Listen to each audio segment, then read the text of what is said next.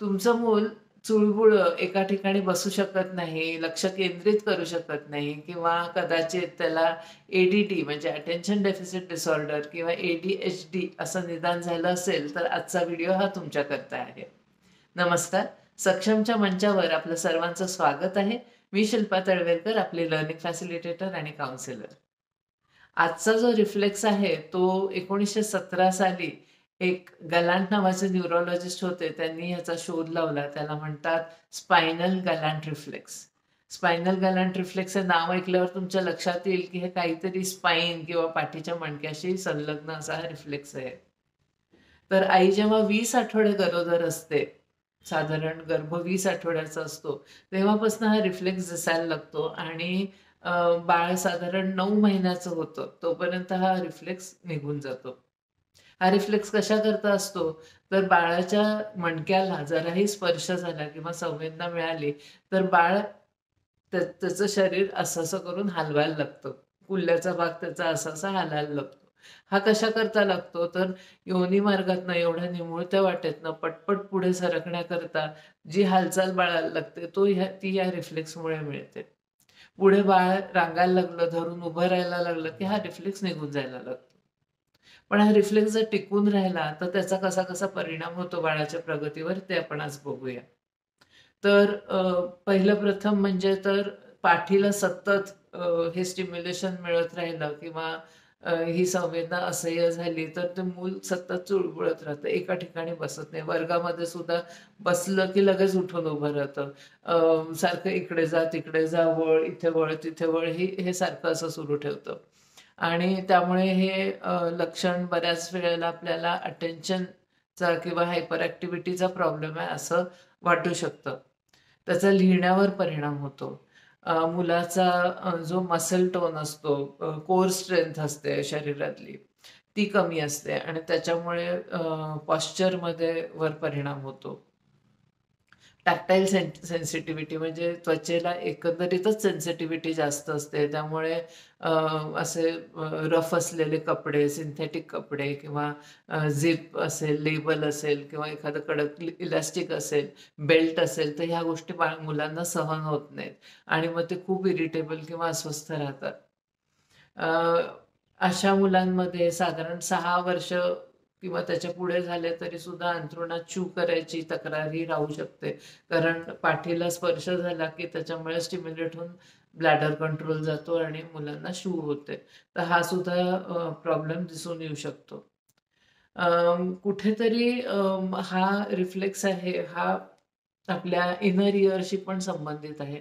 Inner इयरशी संबंधित असल्यामुळे उघड आहे की ऑडिटरी म्हणजे ऐकण्याचं आणि बॅलन्सिंग या दोन्हीवर परिणाम झालेला असतो.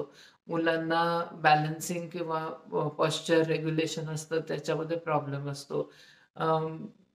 जिना चढणं-उतरणं याची भीती वाटू शकते, उंचीची भीती वाटू शकते किंवा मूल जास्ती स्टिम्युलेशन घेण्याकरता सतत वर चढून तिथून उडी मारणं हे असं पण करू शकतं.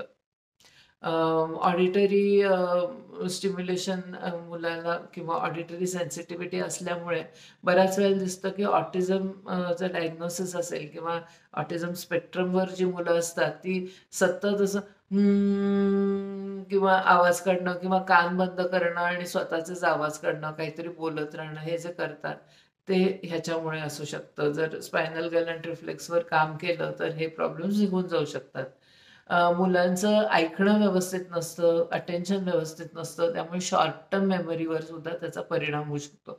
म्हणजे कसं तर गणित करत असताना हातचा आलेला घ्यायचं लक्षात राहत नाही किंवा अ, कुठली प्रोसेस असते काम करत असताना ती त्याच्यामध्ये गडबड होते, लक्षात राहत नाही. ते वेंधळेपणासारखं दिसू शकतं किंवा सिली मिस्टेक्स करतं सारखं असं वाटू शकतं. तर हा परिणाम होऊ शकतो. त्याच्यानंतर मुलांना काहीही इन्स्ट्रक्शन्स दिले तर ते सिक्वेन्समध्ये नीट लक्षात राहत नाही. कारण ऑडिटरी कॅनलवर पण परिणाम झालेला असतो.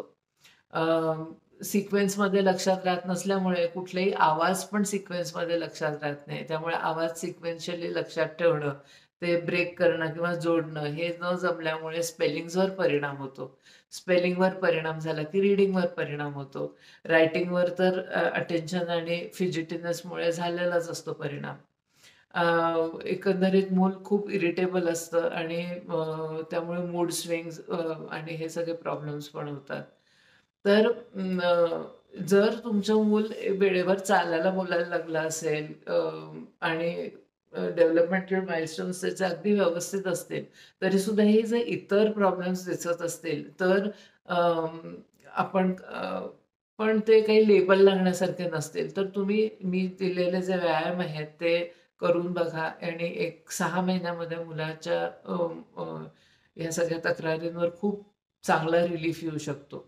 इनफॅक्ट बऱ्याच तक्रारी निघून पण जाऊ शकतात. जर तुम्ही न्यूरोलॉजिस्टकडे गेलेला असाल, ADHDचं निदान झालं असेल, तर हे जे मी आज सांगितले सिम्प्टम्स, ते सिम्प्टम्स न्यूरोलॉजिस्टला सांगा. तुम्ही ऑक्युपेशनल थेरपीला जात असाल, तर ऑक्युपेशनल थेरपिस्टला सांगा. म्हणजे त्याप्रमाणे ते हे लक्षात घेऊन हा रिफ्लेक्स इंटिग्रेट होण्याकरता मुलाला व्यायाम देऊ शकतात.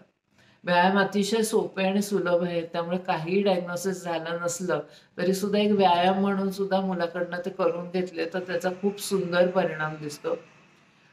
साधारण 6 महिने दिवसातनं 2दा किंवा 3दा 15-15 रिपिटेशन्स करून घेतले, तर ह्याचा खूप छान परिणाम दिसून येतो. मी आता व्यायाम दाखवणार आहे, तर ते आपण बघूया आणि मुलांवर काम करूया. शोल्डर ब्लेडच्या आतून इथे, शोल्डर ब्लेडच्या आतून इथे असा मसाज करायचा. जर रिफ्लेक्स रिटेंड असला तर दरवेळेला हात फिरवला किंवा इथे लावला की ज्या बाजूला हात लावू त्या बाजूला आपोआप मूल कुल्ला या बाजूला करतं. या बाजूने हात लावल्यावर हिप्स या बाजूला होतात. त्याचं होत नाही याचा अर्थ इंटिग्रेटेड आहे. नाहीतर हे असं मसाज करायचं इथून इथपर्यंत. 1 2 डोकं खाली आणि पाठ उंच करायची. परत 1 2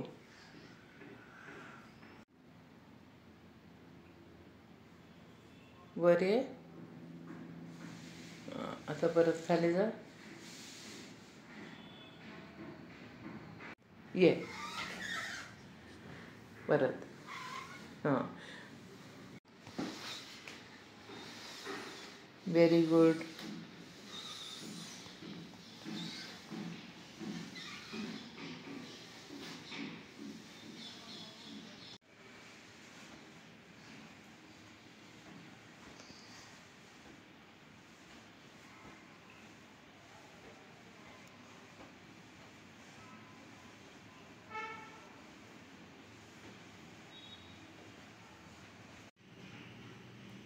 मांडी उचल वर पूर्ण.